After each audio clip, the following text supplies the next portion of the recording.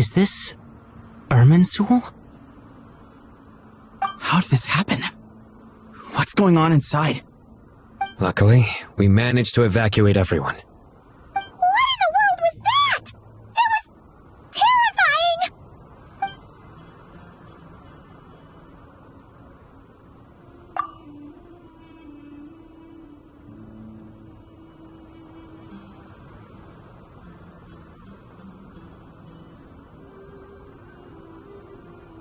Nahida. So this is the catastrophe. Oh my. I understand now, Dendroarchon.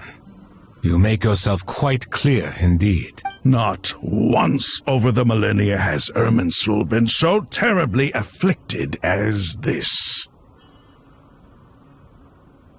Please continue, Dendroarchon. Irminsul's root system is what comprises the ley lines. In the past, it has become a tree of unbridled greed. A clear sign that a deranged experiment has advanced to a new stage. Blasphemy. From where I stand, an experiment in the name of blasphemy sounds rather improper. But, if we are to honor Dottores' will, this is what we must do. The birth of this tree proves to me beyond doubt that but to explain the situation in full, there is someone I need to tell you about.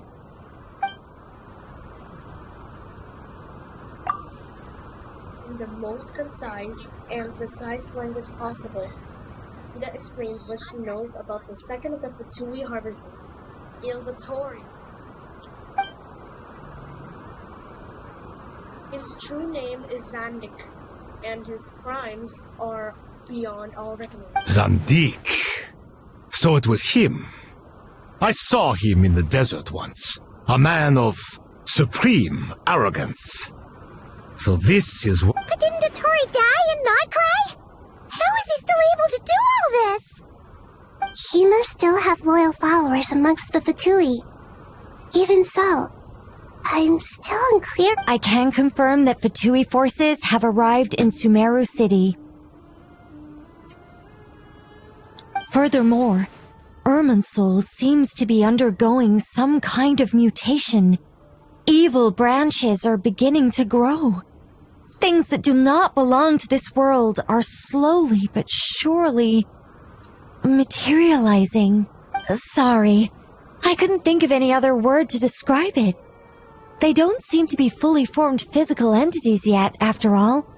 But a baleful tree climbing up into the heavens. Speaking of Dottore, I have some information on that front as well. Wanderer recounts how he and Paimon went to the meeting spot, only to find no one waiting for them. I didn't think it was wise to state this out in the open.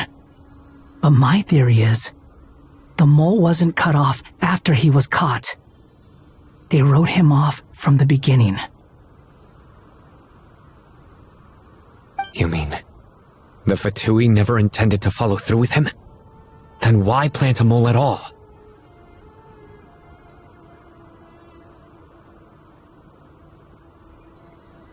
It's hardly a conventional strategy, and the rationale behind it is pretty twisted.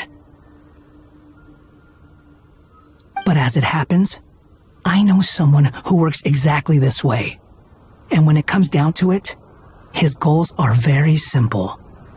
He just wants to confuse people. He's been a collaborator of Dottore's from the outset. That fact alone confirms that Dottore is involved with this somehow. Some people gasp upon hearing this name, while others fall silent. Clearly, there is more going on here than anyone realizes. Nahida proceeds to summon all relevant parties for a lengthy and in-depth meeting. Nahida gives a detailed explanation of the enemy and the potential scale of the crisis.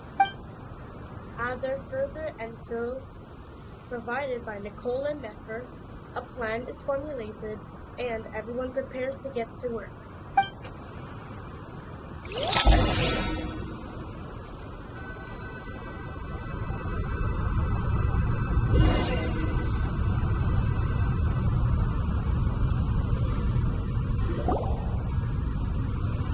There is still much to be done.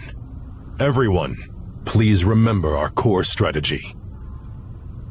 As per the discussions, the following groups must act immediately.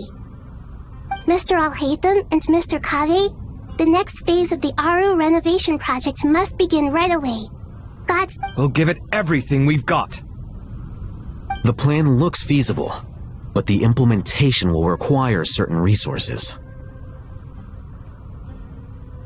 General Mahamatra Sino and his team will help to procure the materials required for modifying the terminal. No problem. I've already spoken with Sethos and Hack Guy, and they've agreed to assist me.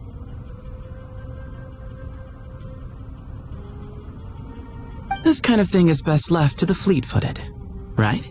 Hat guy? If it's efficiency you're after, we're the right people for the job. Following up on the elemental energy amplifier we discussed, Ms. Dory, I assume you're the one most familiar with the status of this project. Aside from the— Yep, that's right. Leave it to Lord Sangama Bay. Got it. Well, I'd like Madame Farazan, Collei, and Nicole to support Dory on the technical side. You can count on us. Will do. Rest assured, I'll take good care of Collei. Dia, Candace, and Nefer, you'll be in charge of negotiating between the various parties. I trust you remember our goal. You bet. We can handle it. Good. I believe that covers everything. Tainari will provide ad hoc support as needed, if that's okay. Poor Tainari. Must be tough being Nephis' student.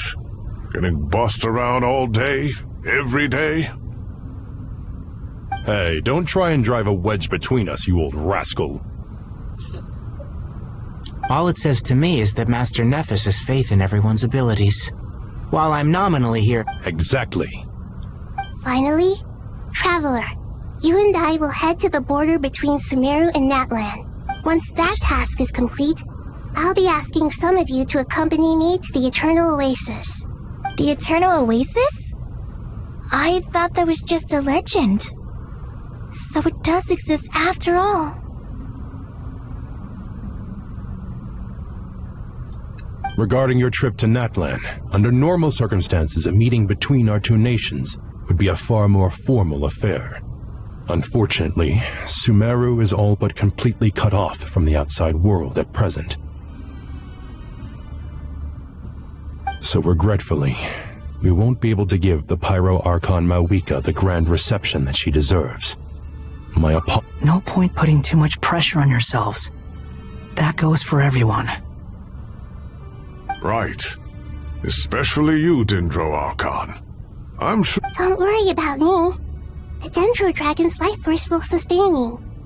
Plus, we'll be there every step of the way. Nahida will be just fine. Yes. I believe in myself. And I believe in every one of you. Well, time to get going.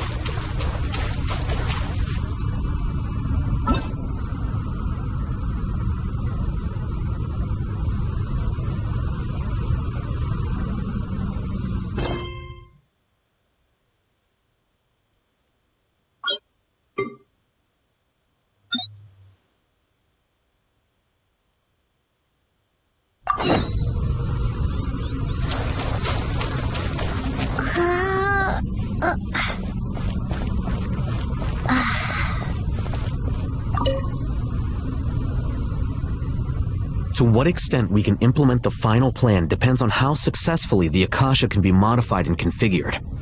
And to make sure the configuration works, Aru will also need some further optimization. Yeah, no surprises there.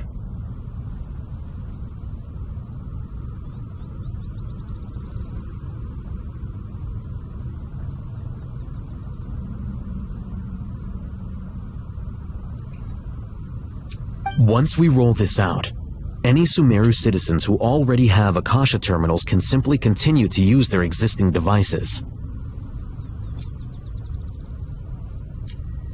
This still leaves us with a significant equipment shortage, though. Many groups of people were never issued Akasha terminals, including mercenaries, the desert folk, and many others.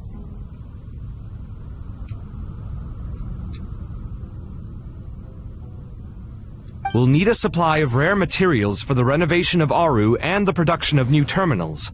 Right now, the best place to source these locally is from the primal constructs within King Deshret's mausoleum. Time is not on our side here. It's gonna be a race against the clock.